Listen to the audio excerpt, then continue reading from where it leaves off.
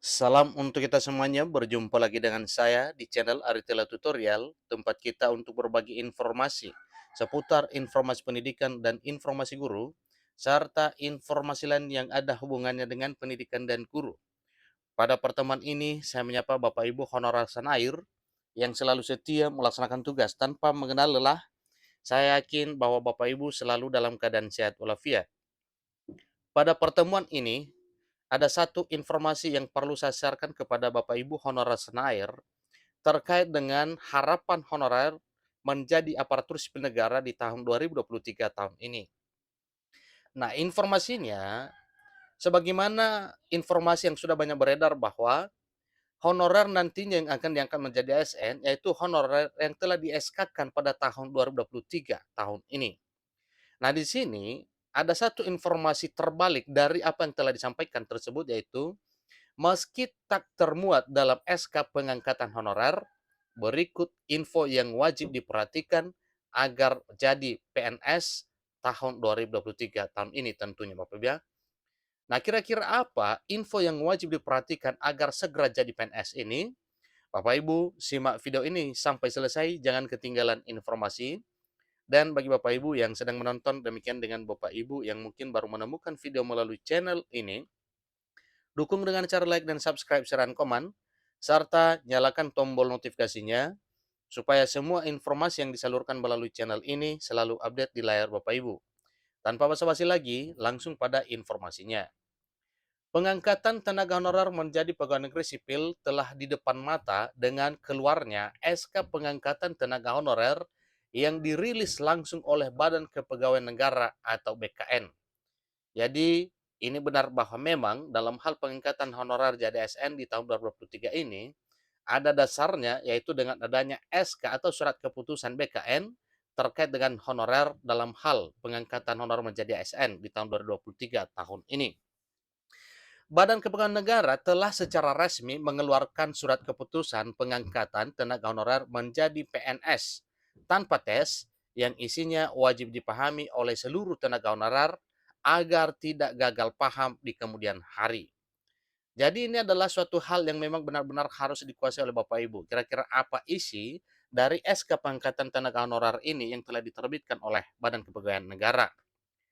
Diketahui terdapat 5 poin penting yang wajib diketahui oleh tenaga honorer agar bisa diangkat menjadi pegawai negeri sipil tanpa seleksi tes.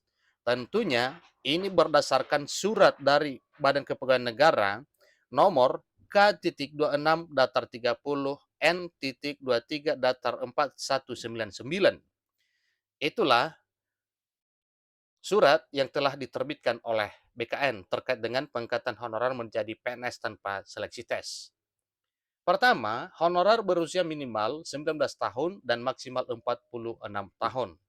Nah, jadi dari sisi usia ini sudah ditetapkan bahwa memang yang akan diprioritaskan ini nantinya mulai dari usia minimal 19 tahun dan maksimal 46 tahun. Nah, tentunya di luar daripada itu tidak akan masuk kriteria pengangkatan honorer menjadi PNS tanpa tes.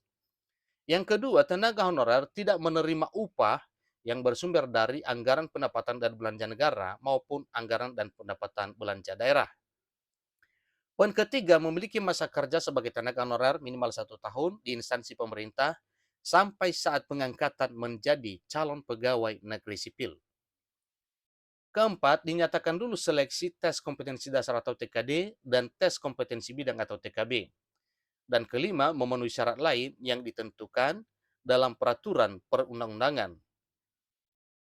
Selain 5 hal tersebut, tenaga honorer yang ingin diangkat menjadi pegawai negeri sipil wajib memperhatikan hal berikut ini. Pertama, jabatan yang diambil harus sesuai dengan pendidikan yang dimiliki.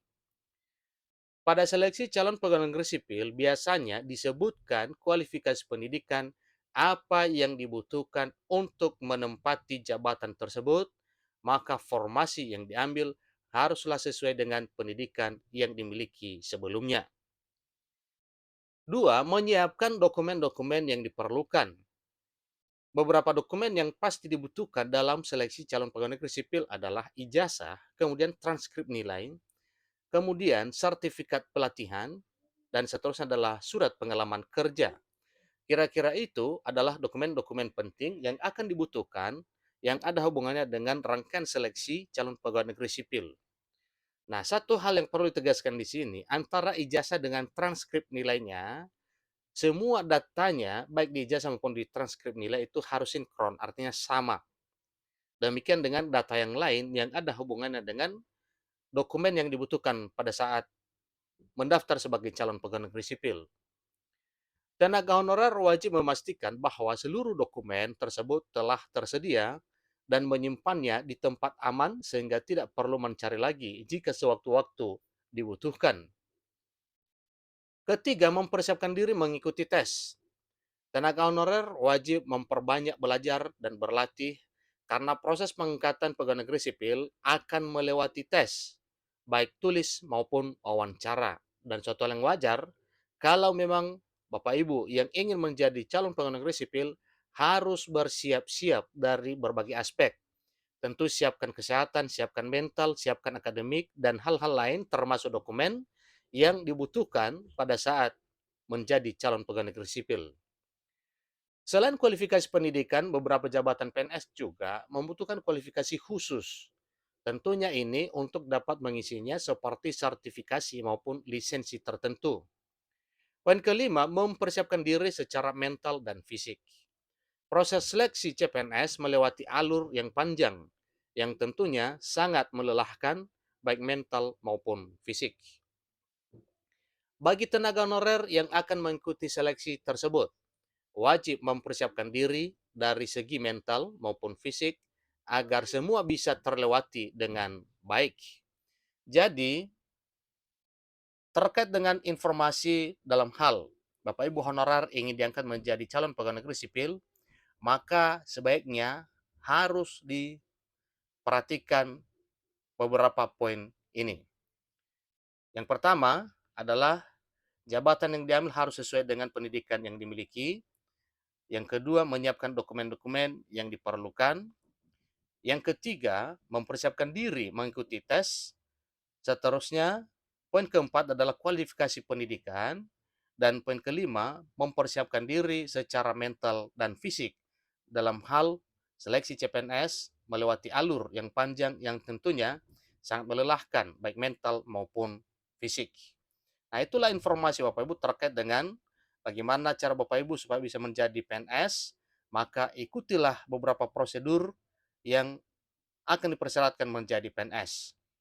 Demikian informasi terkait hal ini yang wajib diperhatikan oleh Bapak Ibu honorer yang ingin diangkat menjadi PNS. Selain 5 poin penting yang termuat dalam SK pengangkatan honorer dari BKN, dan hal ini kiranya semoga bermanfaat bagi Bapak Ibu honorer dan kepada kita semuanya dan juga kepada masyarakat. Sampai ketemu pada video berikutnya. Terima kasih.